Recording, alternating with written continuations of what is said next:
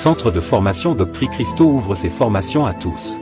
Vous cherchez à découvrir la présence de Christ dans les Écritures? À raviver la foi qui sommeille en vous? Tout comme les disciples sur le chemin d'Emmaüs l'ont vécu. Tel que relaté dans Luc 24h32, ce centre de formation, CF, a pour but de découvrir Christ dans les Écritures. Il est la parole, connaître Dieu, c'est connaître la doctrine de Dieu. C'est l'objectif de cette école. Elle n'est pas destinée à une élite particulière, mais à toutes et à tous qui veulent grandir dans la foi en Christ. Pour chaque âme passionnée par Dieu et sa parole. Notre vision est simple, mais puissante, rassembler l'Église autour des Écritures et former des disciples. Rejoignez-nous pour explorer la profondeur de la doctrine divine lors de nos cours les mercredis de 21h à 22h. C'est ici que commence votre voyage vers une foi plus profonde et une compréhension plus claire de la parole. Nous sommes joignables au appel WhatsApp, plus 33 07 55 88 54 19, ou via notre site internet, www.doctrichristo.com. Nos formations se font en ligne. Centre de formation Doctri Christo, une école accessible à tous.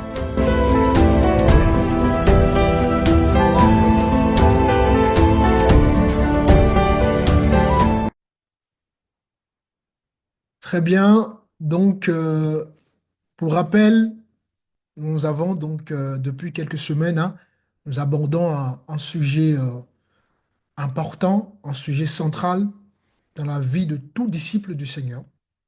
Et sans nouvelle naissance, c'est très difficile, c'est très compliqué, c'est même impossible, n'est-ce pas, d'avoir une relation avec donc notre Père, notre Seigneur, notre Dieu.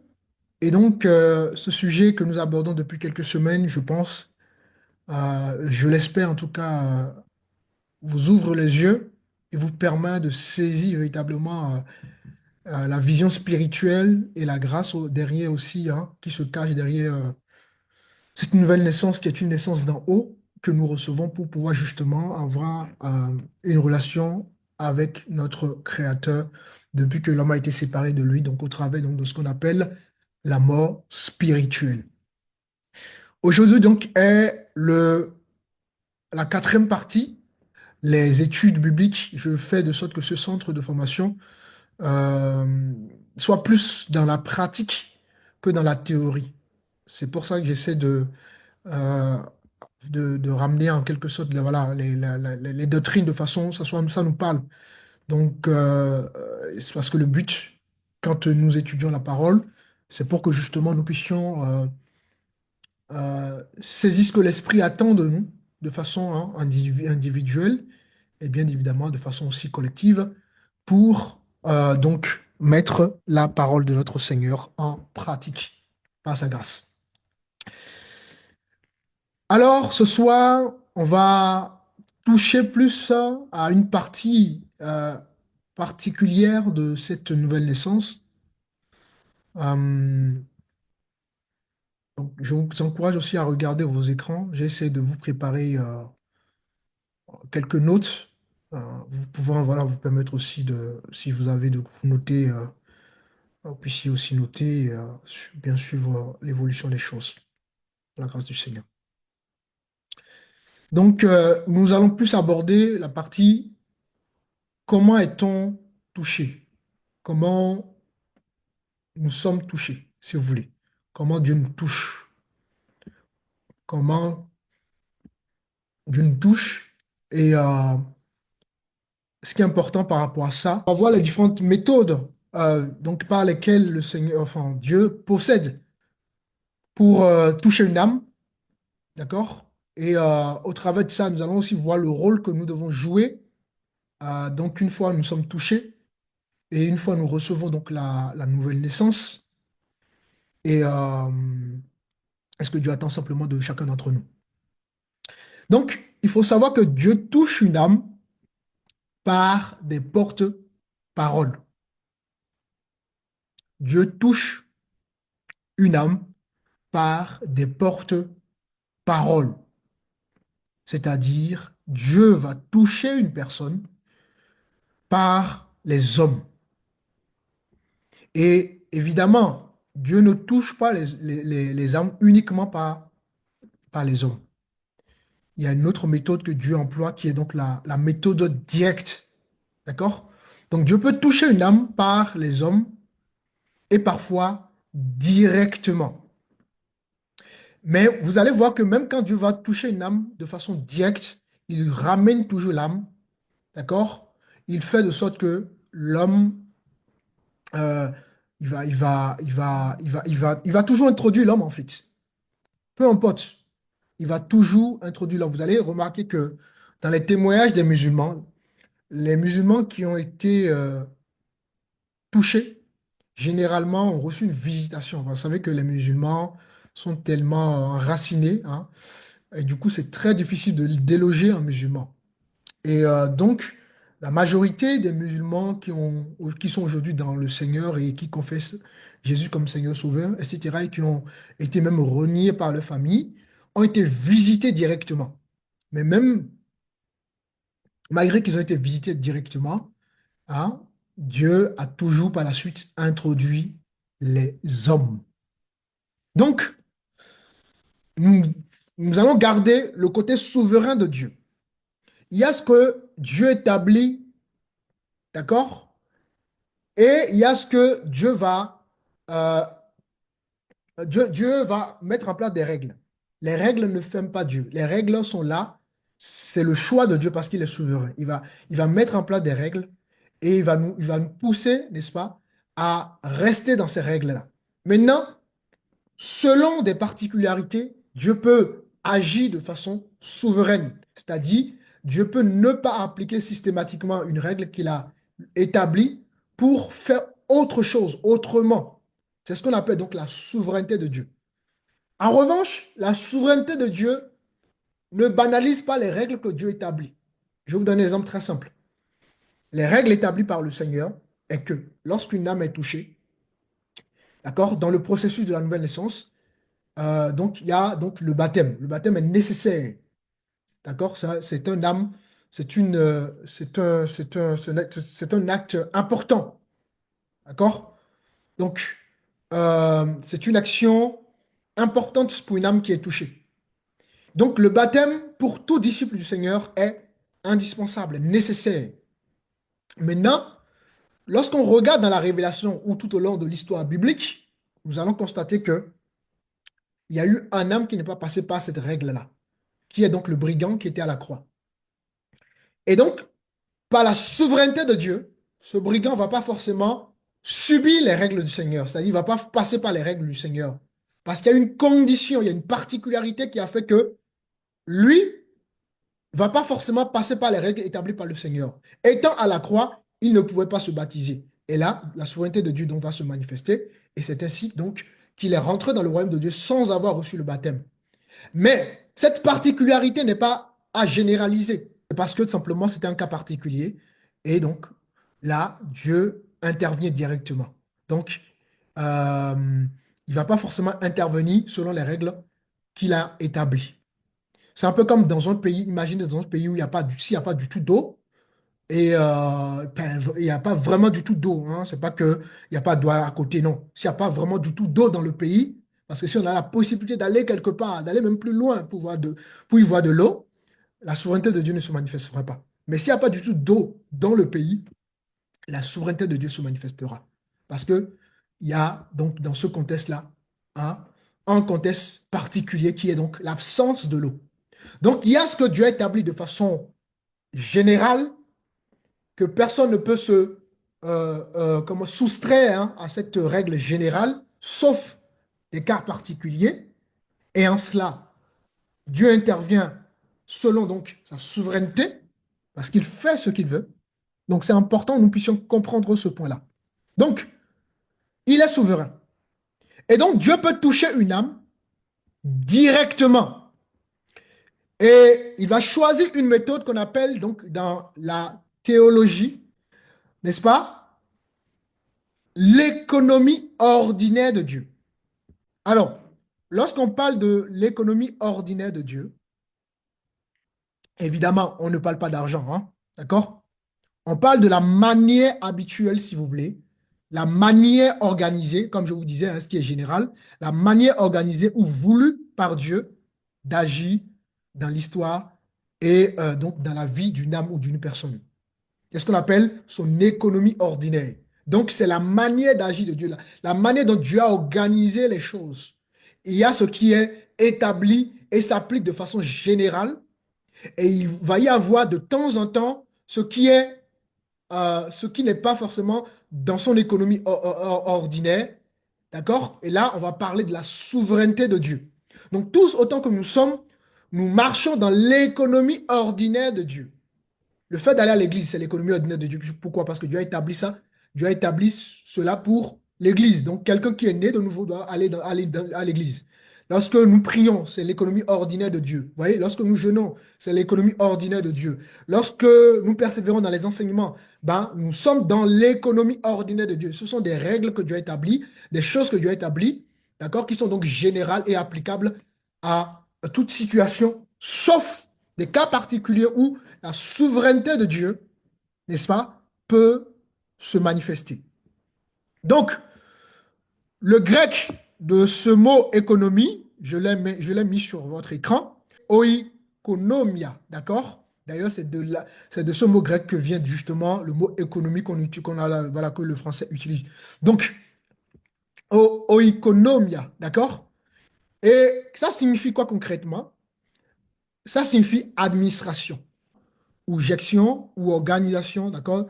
Voilà. Et n'oubliez pas que vous et moi, nous sommes donc des gestionnaires de tout ce que Dieu nous confie. Les enfants que tu as, d'accord, c'est pas tes enfants à toi en réalité, c'est des enfants que Dieu t'a confiés. Donc tu es un gestionnaire des enfants que Dieu t'a confiés. En tant que serviteur de Dieu, je suis gestionnaire des âmes que Dieu m'a confiées. Donc toute chose, tout projet que Dieu nous confie, n'est-ce pas, suscite une responsabilité de notre part. Donc nous sommes si vous voulez, nous sommes des intendants. Un intendant, c'est quoi? C'est quelqu'un qui va gérer un bien dans l'intérêt de son propriétaire. Donc attends, tu es parent, tu dois donc gérer tes enfants dans l'intérêt de Dieu et non dans ton intérêt. Et non dans l'intérêt de la société. Parce qu'un jour viendra, Dieu te demandera des comptes.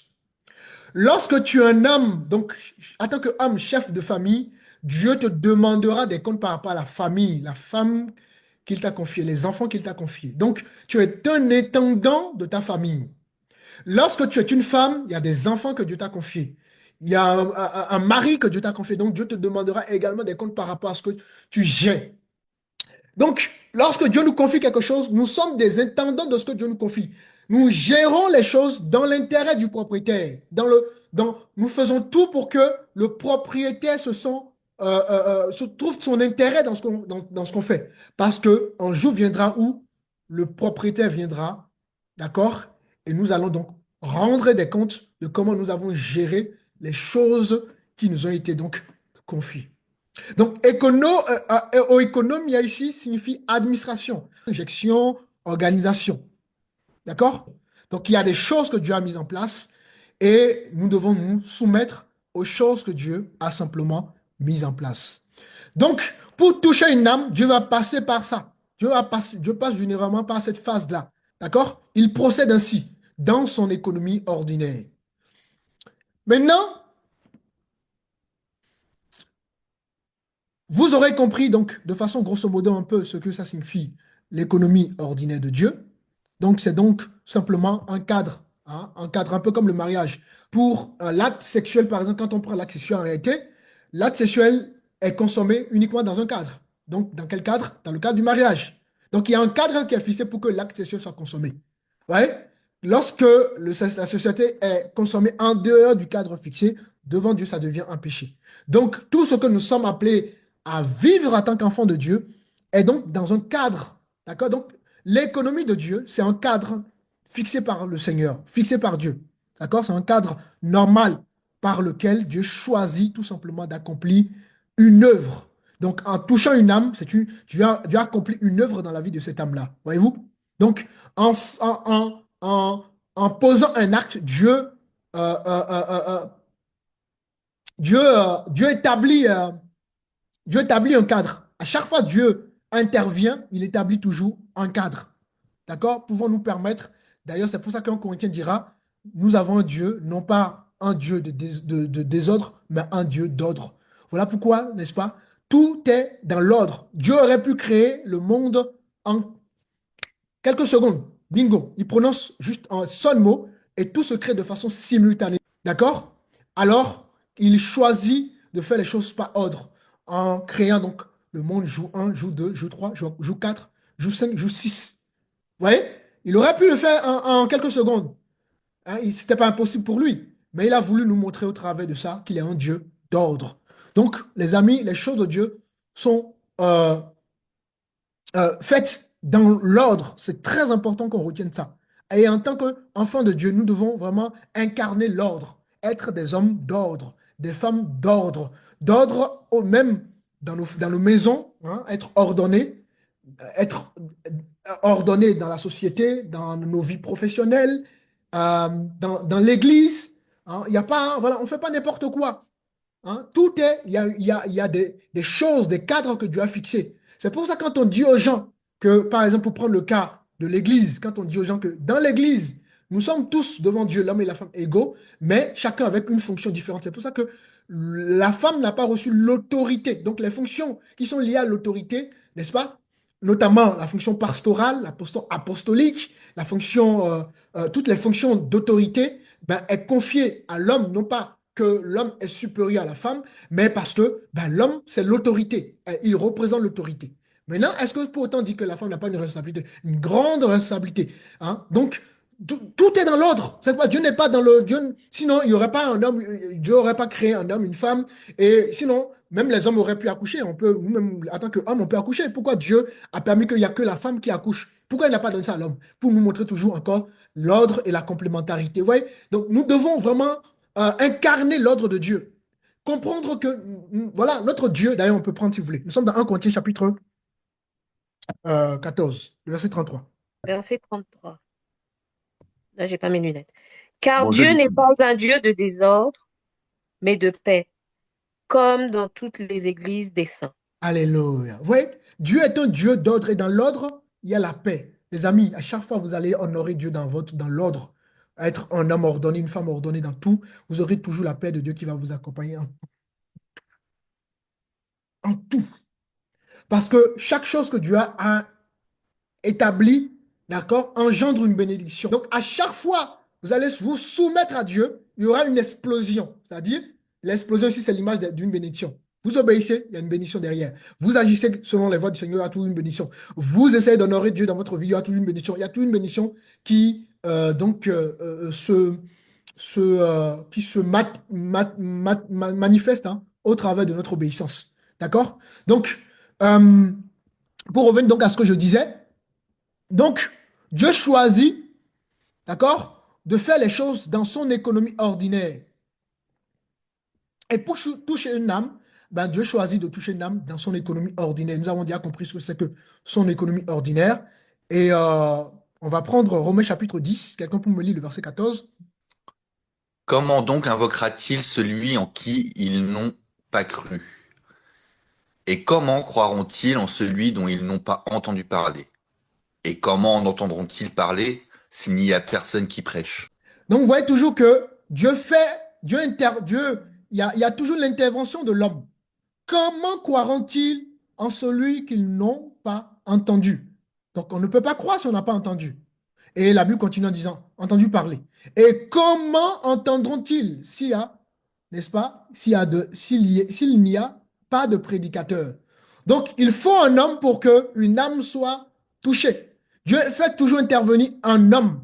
Donc, dans son économie ordinaire, d'accord, il y a toujours l'intervention de l'homme. D'accord? Il y a toujours, si vous voulez, un intermédiaire. Voilà.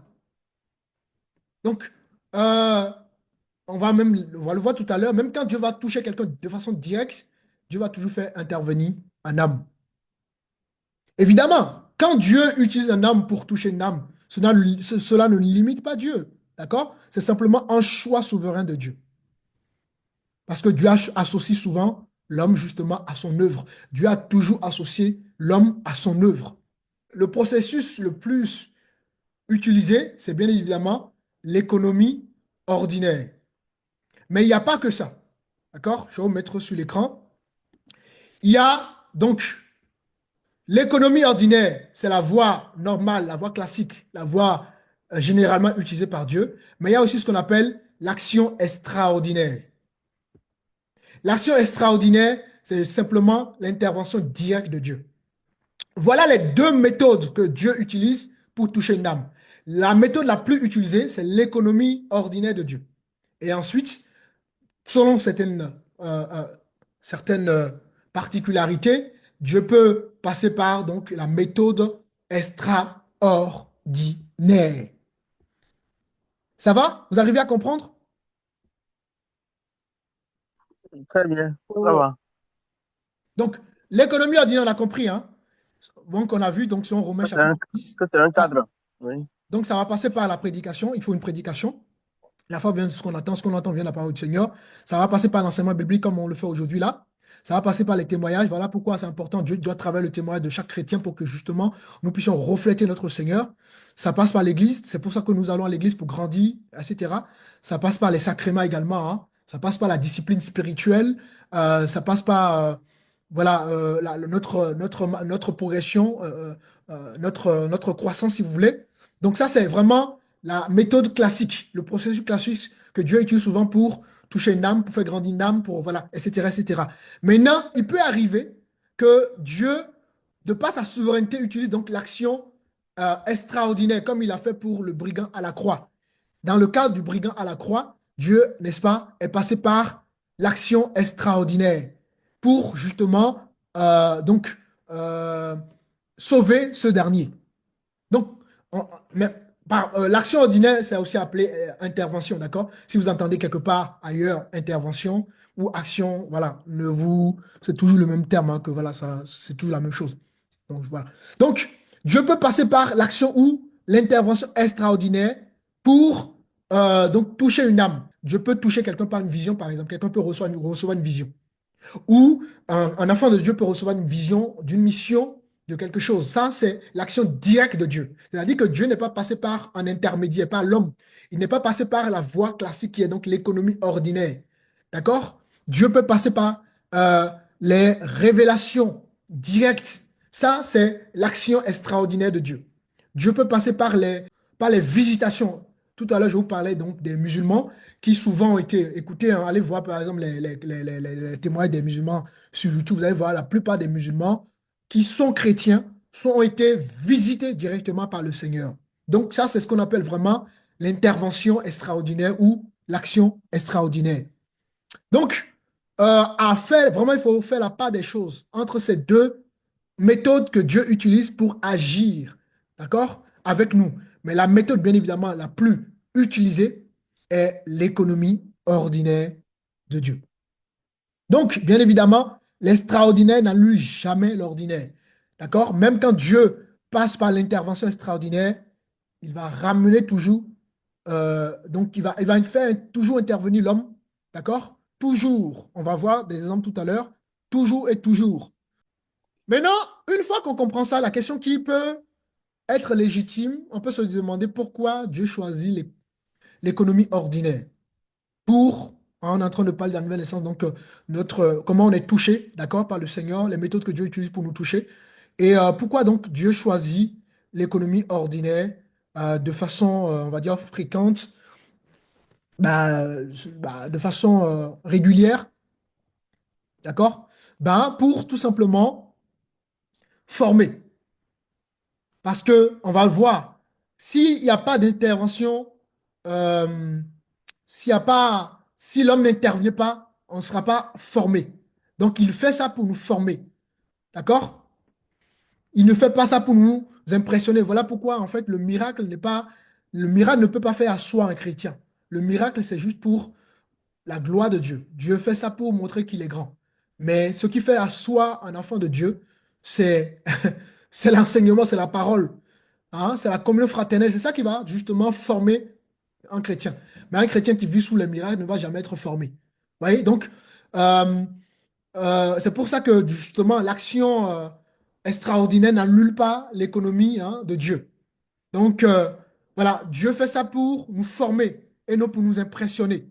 D'accord? Dieu ne cherche pas seulement à convaincre par la puissance. Non, les amis, Dieu cherche surtout et surtout à former le caractère de Christ en nous. Comme Galates 4 le dira, il faut que Christ soit formé en nous, dans chaque disciple. Donc, euh, Dieu choisit cette voie, premièrement, pour euh, former, c'est-à-dire pour nous faire vivre, pour manifester le caractère de Christ en nous, pour que nous puissions vraiment être brisés et être à son image. D'accord? Donc, c'est la première motivation, ce qui pousse Dieu à plus utiliser cette voie-là. La deuxième chose qui pousse Dieu à utiliser donc la voie, donc ce qu'on appelle l'économie ordinaire, c'est pour nous responsabiliser, d'accord? Responsabiliser chacun, responsabiliser le peuple que nous sommes, d'accord? Donc, la deuxième motivation, la deuxième chose qui fait que Dieu utilise donc la voie donc de l'économie ordinaire, ben, c'est pour nous responsabiliser. Un chrétien doit être responsabilisé. La troisième raison qui pousse Dieu à utiliser cette voie, ben, c'est aussi pour nous assurer la transmission fidèle, d'accord? La parole doit être transmise. C'est très important. J'aimerais qu'on puisse prendre rapidement un passage. Nous sommes dans 2 Timothée. 2 Timothée chapitre 2.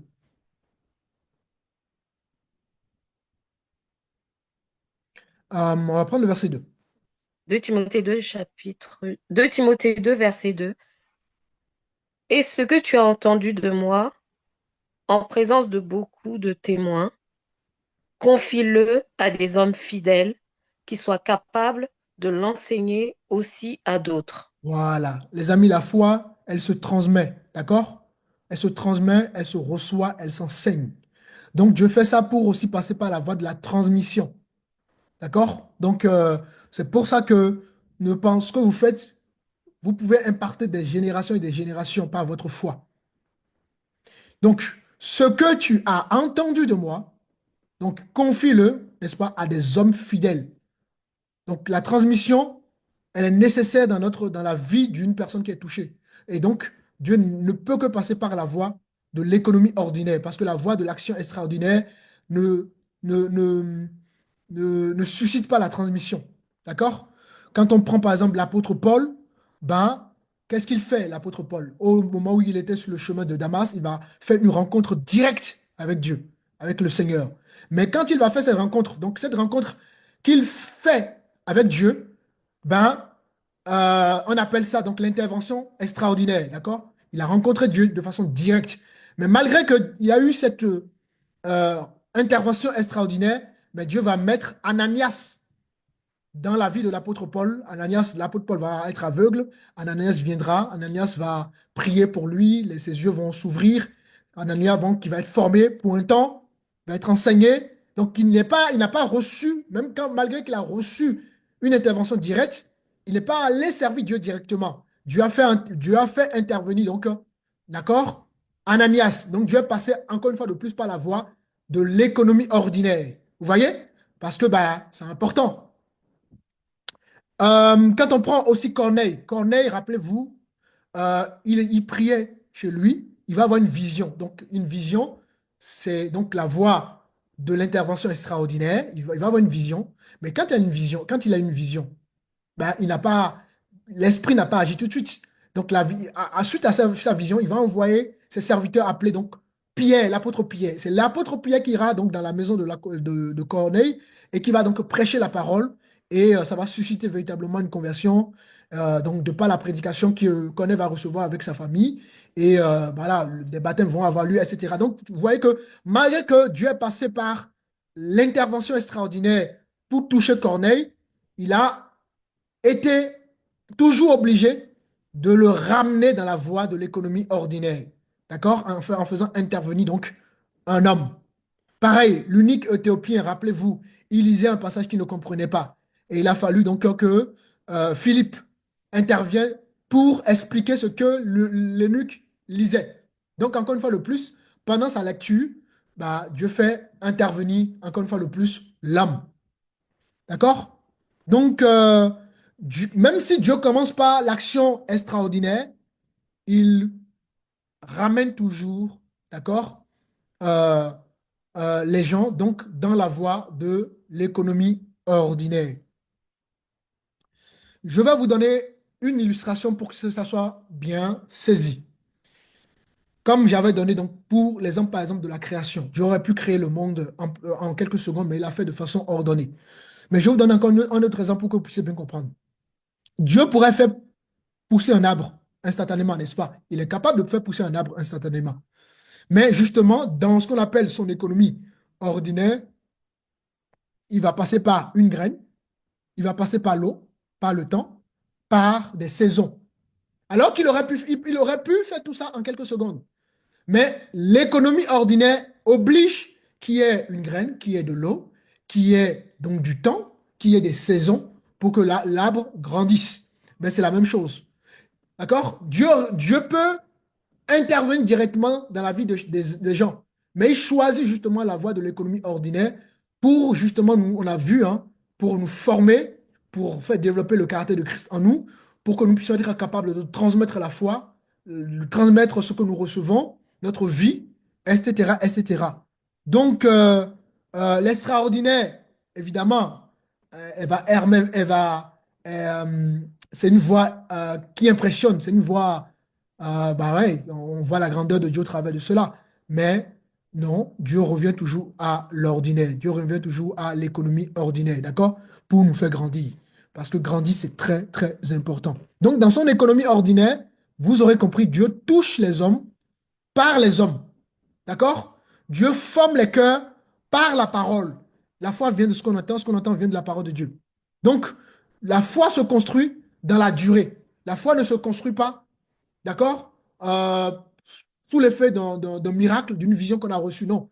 La foi, elle va se construire justement dans la durée au travers justement hein, de la voie de l'économie ordinaire. Donc, en utilisant des hommes, par l'enseignement, par notre persévérance donc, dans l'Église, la communauté fraternelle, etc., etc.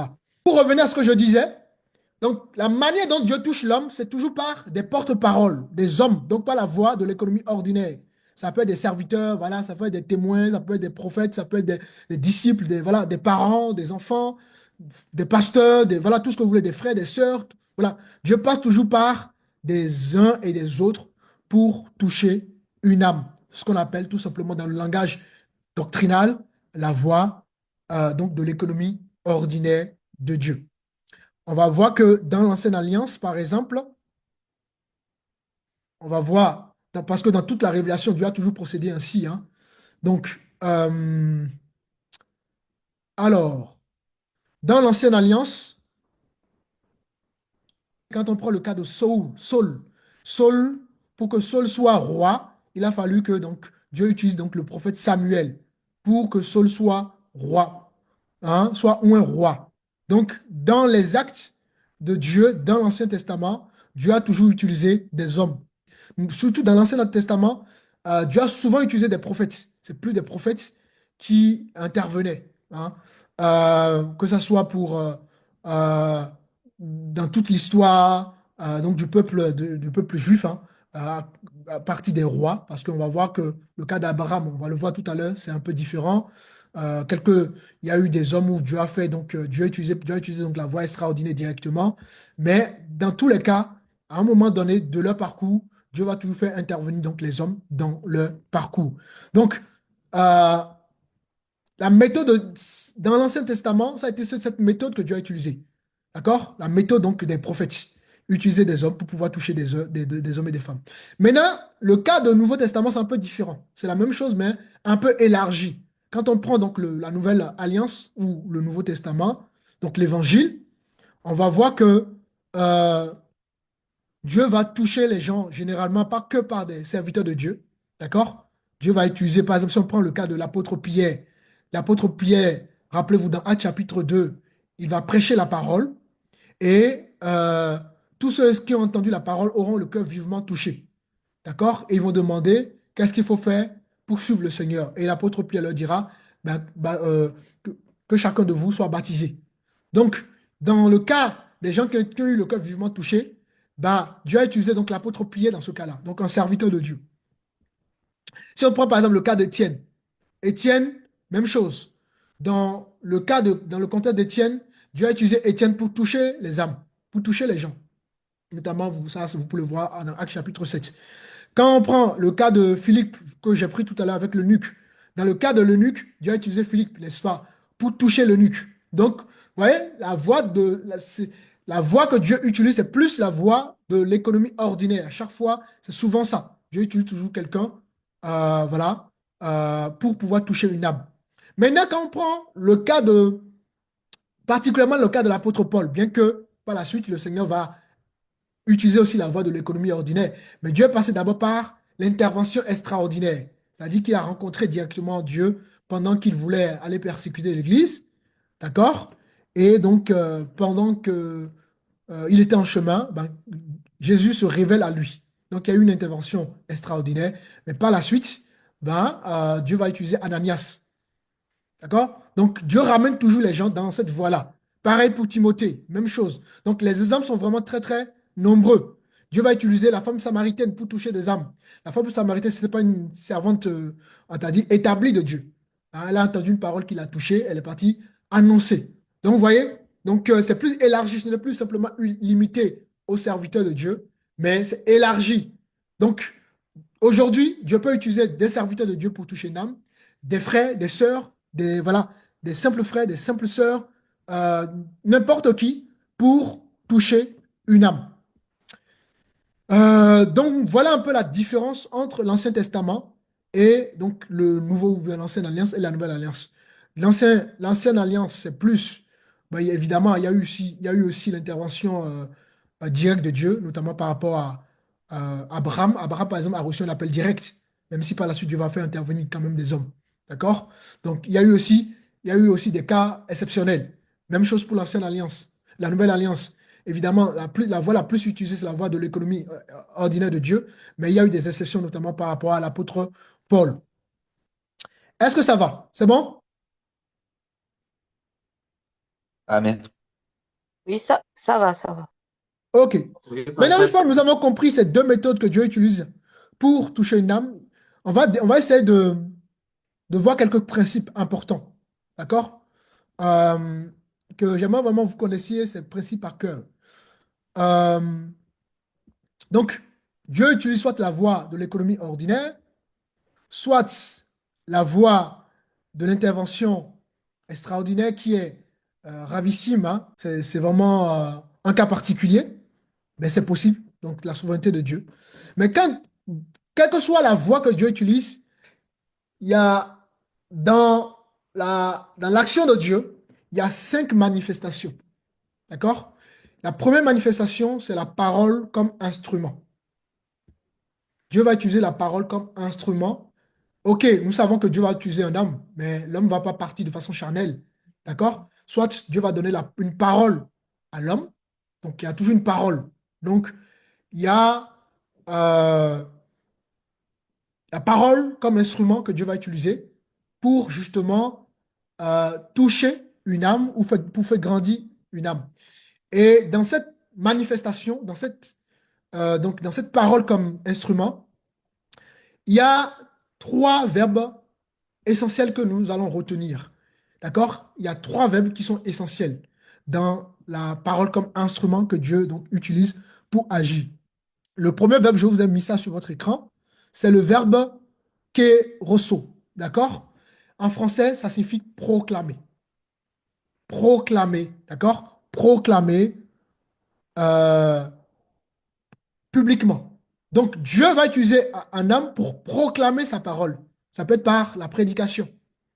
Dieu utilise quelqu'un pour proclamer la parole. C'est pour ça que vraiment, nous devons aussi être capables, donc, d'accord, de proclamer la parole. D'accord? Donc, dans la parole que Dieu utilise, il y a la proclamation. Parce que derrière une proclamation, hein, bien évidemment, c'est une semence. Rappelez-vous, Dieu proclame toujours, Dieu dit et les choses arrivent. Donc, Dieu, il y a des décrets de Dieu. Et rappelez-vous, dans la bouche, d'accord, l'homme peut maudire comme l'homme peut bénir.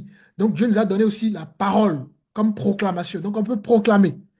Et, euh, donc, kéroso, ça signifie proclamer publiquement. Donc, ça peut être l'évangile, proclamer la foi, proclamer voilà, votre témoignage, peu importe, en tout cas, proclamer la parole. Donc, Dieu utilise un homme pour proclamer sa parole, toujours dans la parole comme instrument. on va voir donc le verbe evangelizo, d'accord, qui signifie annoncer. Donc Dieu va utiliser un homme pour annoncer. Soit ça pour annoncer une bonne nouvelle, soit pour annoncer l'évangile, voilà, soit pour annoncer une prophétie, soit pour annoncer voilà, quelque chose.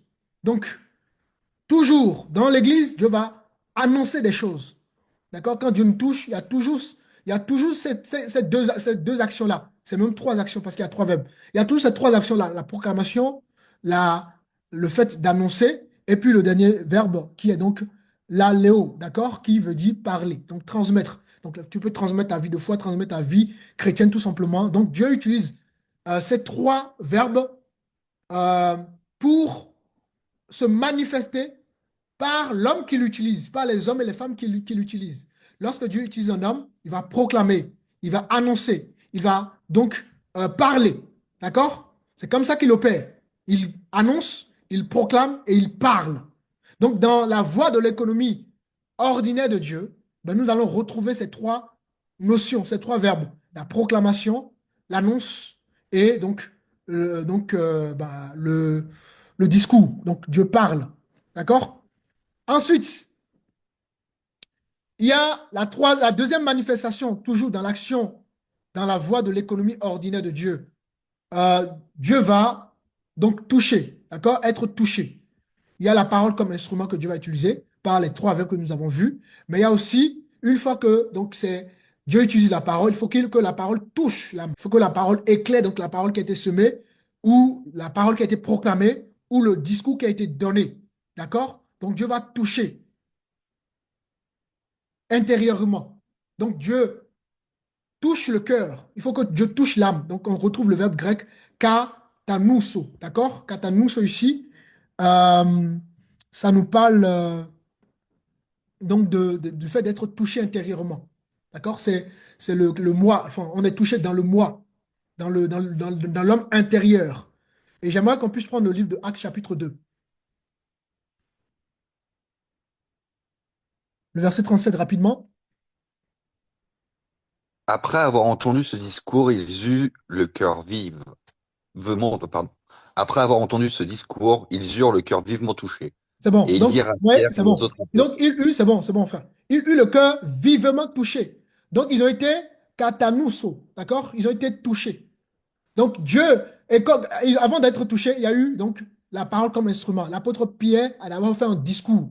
Et donc, justement, dans la parole comme instrument, on a vu donc les trois notions, hein, la proclamation, l'annonce, le discours. Donc, l'apôtre fait un discours. Et une fois le discours a été effectué donc, dans la première phase, ils vont rentrer dans une deuxième phase qui est donc le fait d'être touché. La parole qui a été semée va toucher les cœurs. Ils ont eu le cœur transpercé, si vous voulez, le cœur vivement touché. D'accord? Donc, dans la phase de la... comment dire? Dans le processus de la rencontre avec Dieu, ben, on a vu hein, la voie que Dieu utilise généralement, donc la voie de l'économie ordinaire. Dans cette voie-là, Dieu va utiliser la parole comme instrument, donc par les discours, les prédications, tout ce que nous entendons, les enseignements, etc., etc. Et une fois que nous entendons donc la parole donc, du Seigneur, ben, on va être touché, on va être katamuso, d'accord? On va être vivement touché dans le cœur, dans l'homme intérieur. Hein? Et donc, ce verbe évoque l'idée d'être piqué, d'accord? D'être piqué, d'être percé, d'être transpercé intérieurement, d'accord? Donc, ce n'est pas une simple émotion qu'on va ressentir. Et c'est pour ça que quand Dieu touche une âme, il y a vraiment un engagement après. Mais quand la personne n'est pas touchée, ben, il n'y aura pas de l'engagement. Donc, ça peut être émotionnel. Quelqu'un, sur le coup, on est touché, bon, pas émotionnellement, on a ressenti qu'il y a une présence, mais une fois donc voilà, cette présence nous quitte, ben, c'est fini, il n'y a plus rien, il n'y a pas plus d'engagement parce qu'on n'a pas été touché. On n'a pas été tout simplement, n'est-ce pas, katanuso, d'accord? Donc, voilà. Donc, c'est vraiment, c'est pas être touché émotionnellement parlant, d'accord? C'est vraiment être piqué, il y a comme un voile qui est déchiré dans notre cœur. Quand notre conscience atteint une conviction, d'accord? C'est ce qu'on appelle donc d'ailleurs la conviction. D'accord? Il y a une conviction qui se crée, qui naît en nous, qui va naître en nous, qui va faire que du coup, ben, on va s'engager, on va croire, on va prendre des engagements et on va pouvoir suivre le Seigneur. Donc, l'Esprit de Dieu utilise les hommes pour la prédication, la parole comme instrument. Et ensuite, une fois que l'Esprit utilise les hommes pour la parole comme prédication, comme discours, comme proclamation, ben, c'est l'Esprit maintenant qui va donc toucher l'âme, qui va atteindre le cœur de Dieu, de l'homme. Donc voilà, ça c'est la deuxième manifestation. Ensuite, toujours dans le processus, on aura une troisième manifestation, qui est donc la conviction. Alors, qu'est-ce que j'entends par conviction? La conviction, c'est convaincre, d'accord? Tout simplement, on entend le mot convaincre. Convaincre. Et donc, euh, une fois qu'on est touché, ben on va ressentir une conviction, d'accord? Une conviction va naître en nous et on va ressentir vraiment comme une confrontation. On va sentir vraiment une vérité qui pique notre cœur et on va croire en cette vérité-là. Donc, aussitôt qu'on croit en cette vérité-là, ben, il y a comme une lumière, il y a comme quelque chose qui est mis en lumière dans notre cœur, quelque chose qui était voilé et qui est mis en lumière. D'ailleurs, le livre de Jean 16, si vous lisez tout ce chapitre-là, vraiment, ce chapitre-là vraiment explique cette façon de la manière dont la conviction peut naître dans le cœur d'une âme. D'accord? Donc, on va vraiment être touché, une conviction va naître en nous, et, euh, et cette conviction, bah, voilà, elle va vraiment susciter en nous vraiment une transformation, hein, une repentance, hein, et ce qui fait que, ben voilà, on va pas vivre notre foi émotionnellement parlant, mais on va vraiment vivre notre foi parce qu'on est convaincu. Ça, vraiment, donc, ça, c'est la troisième manifestation dans toujours dans le processus donc que Dieu utilise pour que la rencontre puisse avoir lieu et pour nous faire asseoir véritablement dans notre vie de foi. Ensuite, il y a une quatrième il y a une quatrième manifestation dans ce processus-là, qui est le changement intérieur. Oui, on a maintenant la conviction. Mais là, quand on a la conviction, il faut agir. D'accord? Il faut agir maintenant. La conviction seule ne suffit pas. Il faut poser des actes maintenant qui reflètent notre conviction. Donc, c'est ce qu'on appelle donc le changement intérieur, qu'on appelle en grec métanoïa. D'accord? Métanoïa, c'est vraiment une transformation. C'est-à-dire que tu es touché, tu es convaincu de ce que tu as reçu, et là, tu te repens. Avant, tu sens le besoin de te repentir. En fait, tu te retrouves dans une situation où tu te vois véritablement comme la lumière, la parole vient comme une glace. Tu te vois tel que tu es et tu sens la nécessité de te repentir. Tous ont péché, sont privés de la gloire de Dieu, n'est-ce pas? Donc, tu sais que tu es un pécheur et tu te repens. Ben, la métanoïa, c'est quelque chose qui se manifeste donc dans le processus hein, de la rencontre avec Dieu, mais c'est aussi quelque chose qui doit être constamment, il y a des micro-métanoïas dans notre vie, c'est-à-dire que chaque chrétien, ben, nous devons toujours aller vers d'accord, cette métanoïa dans notre vie. Parce que quand on entend une prédication, on peut se reconnaître dans la prédication. Dieu peut nous parler, on va sentir que bon, voilà, on désobéit, on ne fait pas ce qu'il faut, on va se repentir. Vous voyez? Donc, il y a vraiment quelque chose, ça ne se limite pas uniquement au jour où on est touché. D'accord? La métanoïa, c'est vraiment au quotidien, dans notre vie de tous les jours. Donc, on va, euh, on va vraiment passer par une repentance, c'est un changement de pensée, d'accord? Un changement de pensée, il y a un retournement de situation, si vous voulez. Si on aimait voler, ben, on va changer cette voie-là, on va plus voler. Donc, c'est un retournement de situation. Donc, dans la façon dont Dieu nous touche, ben, on y retrouve cette manifestation. Et puis, la dernière manifestation, toujours dans ce processus, qui est donc la plus importante dans ce processus-là, c'est le logimos, le logimois, d'accord? Le logimos en pluriel et le logimois, donc pour plus au singulier, d'accord? Un peu comme un champ de bataille. Qu'est-ce que ça signifie? Nous allons prendre un verset pour bien comprendre ça.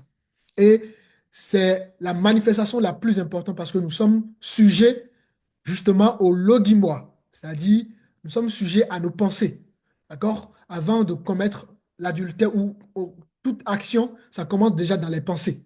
Nous sommes combattus d'abord intérieurement. Nous sommes dans le livre de 2 Corinthiens chapitre 10,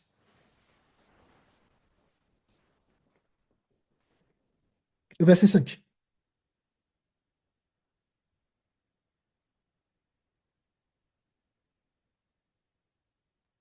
La parole.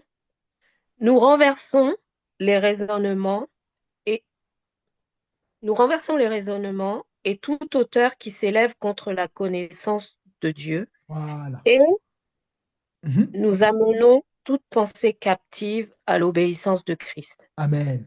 Donc, les raisonnements ici, c'est le logimos ou le logimois. D'accord?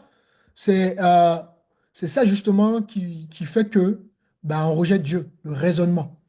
C'est-à-dire là, tout ce qui est construction mentale, les forteresses euh, mentales. D'accord? Tout ce qui est, tous ces pensées, les philosophies, tout ce qui nous empêche d'accéder à la lumière. Et même en tant qu'enfant de Dieu, ben, on est toujours menacé par les pensées, hein. Satan joue beaucoup sur les pensées. Donc, c'est le logimoi. Donc, ici, donc, Dieu va, donc, notamment, Dieu va vraiment faire un travail dans le logimoi. Voilà pourquoi Romains 12 dira, soyez renouvelés dans votre, d'accord, soyez renouvelés dans votre intelligence. Donc, il faut renverser les raisonnements. Et il faut renverser, d'accord, les raisonnements pour que nos raisonnements donc, se soumettent à la pensée du Seigneur. Et avant même la conversion, ben, Dieu touche d'abord la pensée. Dieu touche le logimoi, si vous voulez. Donc l'évangile viendra pour briser toutes les forteresses de nos pensées. Et même en tant qu'enfant de Dieu dans notre vie de tous les jours, la parole est toujours là pour justement briser les forteresses. Voilà pourquoi un enfant de Dieu vraiment doit toujours être dans le renouvellement. Parce qu'il y a vraiment une bataille, d'accord, il y a voilà, notre pensée, c'est vraiment un champ de bataille. L'ennemi vraiment fait un travail énorme dans nos pensées. Donc, c'est une manifestation de Dieu dans le processus donc, de la voie, dans l'économie hein, ordinaire de Dieu. Donc, voilà un peu les 5 manifestations au travers donc même les 2 voies qu'on a vues. Donc, la voie extraordinaire qui est donc une révélation directe par les visions, par donc voilà les choses que Dieu peut faire de façon directe. Et puis, la voie donc de l'économie ordinaire qui est donc le fait que Dieu utilise donc des hommes, d'accord? Et au travers des hommes, donc Dieu va faire manifester donc la parole comme instrument. Euh, Dieu va donc toucher. Donc il y a voilà, le fait d'être touché intérieurement. Donc Dieu va donc nous donner une conviction. Dieu va donc ensuite, Dieu va susciter un changement, donc la, le- la transformation. Et ensuite, Dieu va toucher donc véritablement au logimoi. D'accord? Donc les raisonnements. Et c'est ainsi que nous allons pouvoir donc marcher avec donc le Seigneur. Et l'Église primitive avait déjà compris ces choses. L'Église primitive et les pères de l'Église avaient donc compris donc, ces réalités-là. D'accord? L'Église primitive, par exemple, quand on prend l'Église primitive, donc, quand on dit l'Église primitive, donc c'est le début de l'Église, hein, au premier siècle, au deuxième, au troisième siècle.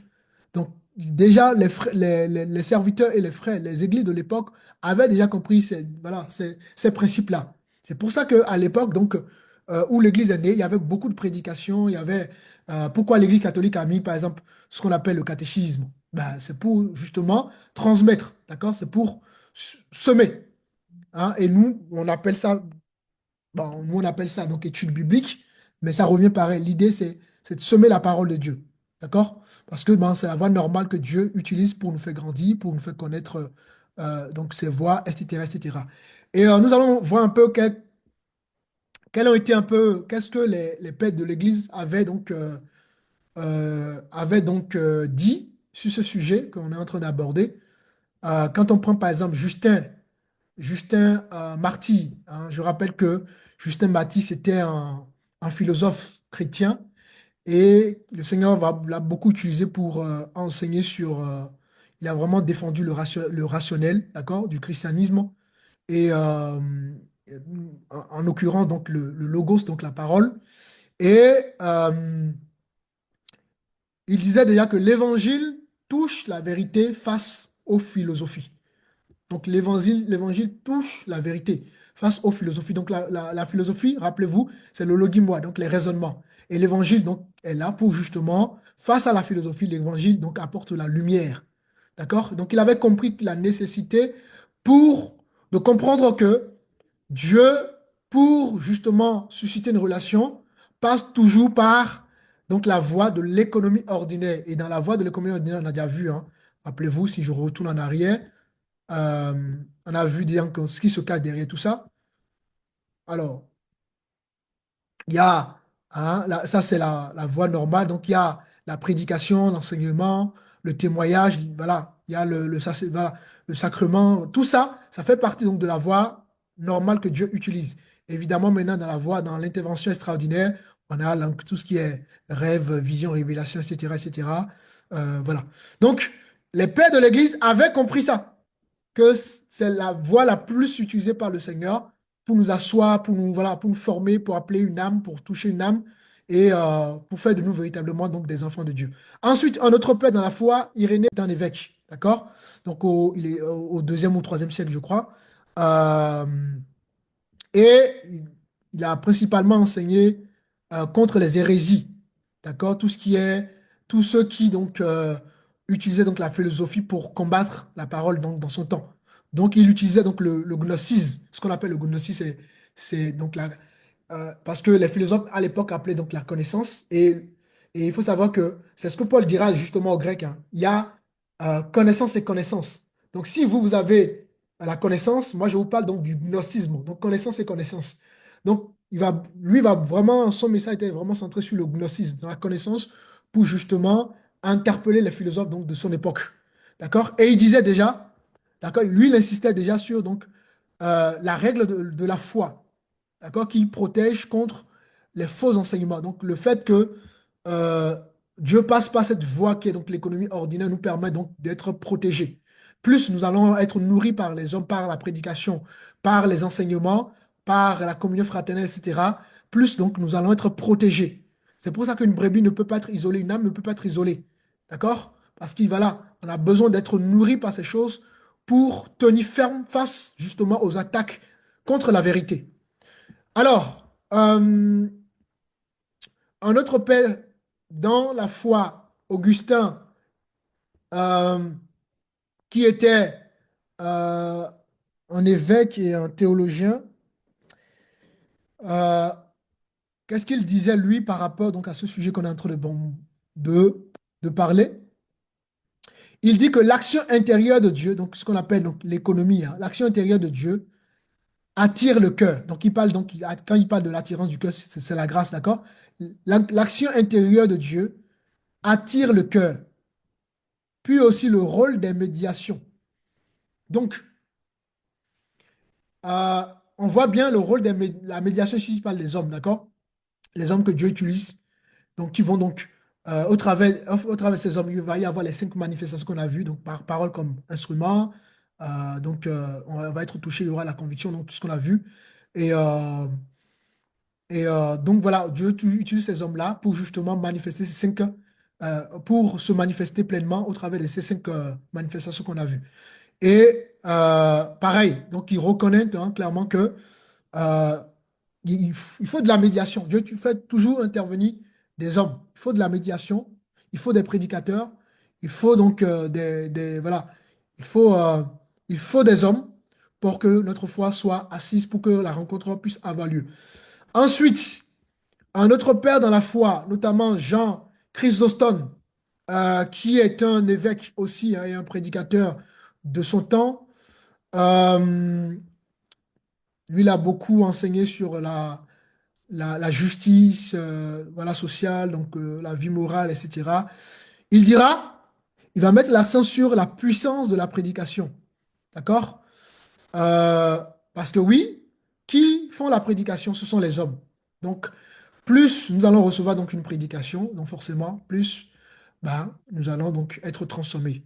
Comme la parole est claire, la foi vient de ce qu'on entend vient de la parole du Seigneur. Donc voilà, on voit clairement que même les pères dans la foi reconnaissent que Dieu passe par la voie de l'économie de Dieu. Ça va? Alors, Oui, c'est bon. Oui, Est-ce que pasteur, ça va. le coup a été saisi? Vous avez saisi le coup? Donc, tout ça pour vous dire, Dieu passe par des hommes, Dieu utilise des hommes, et le fait que Dieu utilise des hommes n'est pas par hasard, parce qu'il y a toujours un but, une mission derrière. On a vu, hein, quand Dieu utilise un homme, il y a donc les 5 manifestations, donc par la parole, parce que la parole la parole il faut un homme pour que la parole soit entendue. Voyez? Il faut un homme pour que l'âme soit touchée. Il faut un homme pour que la conviction puisse naître. Il faut un intermédiaire pour que euh, il y a donc la repentance. Si il n'y a pas la prédication, il n'y aura pas la repentance. Vous voyez? Donc Dieu passe toujours par des intermédiaires. Même quand Dieu passe par l'intervention extraordinaire, il nous ramènera toujours à la voie de l'économie de Dieu. Donc ce qu'on appelle donc l'économie doctrinalement parlant, c'est-à-dire Dieu utilise des hommes, Dieu fait intervenir les hommes. Lorsque Dieu touche les hommes, il utilise tout simplement des hommes. Et une fois qu'on comprend ça, on comprend que nous-mêmes, nous sommes donc des instruments de Dieu. Et que Dieu ne nous a pas donc choisi, touchés pour que nous ne soyons pas utiles.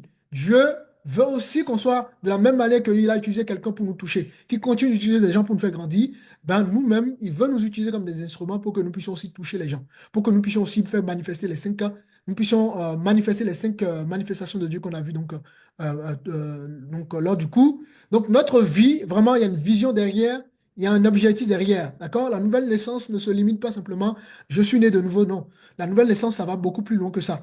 Nous sommes touchés, il y a tout un processus, il y a des choses qui se mettent en place, et au fur et à mesure qu'on évolue avec le Seigneur, notre caractère est formé, et nous-mêmes, nous devenons donc, n'est-ce pas, une vase utile, des instruments utiles pour que Dieu touche. Voilà pourquoi la Bible déclare que la moisson est grande, mais il y a peu d'ouvriers. Dieu veut qu'on soit des ouvriers pour que justement, de la même manière que la vie de Christ est passée par nous, mais au travers de notre vie, la vie de Christ puisse passer aussi au travers de notre vie pour toucher d'autres âmes et pour que justement le peuple de Dieu vienne donc dans le Seigneur. On a vu, hein, selon Romains 10, que comment entendront-ils parler si personne, il n'y a personne pour parler, il n'y a personne pour prêcher, il n'y a personne pour semer la parole. Nous semons et Dieu fait croître. D'accord? Donc voilà un peu comment nous-mêmes, les leviers que Dieu a utilisés pour que nous soyons aujourd'hui des enfants de Dieu. Est-ce que ça va?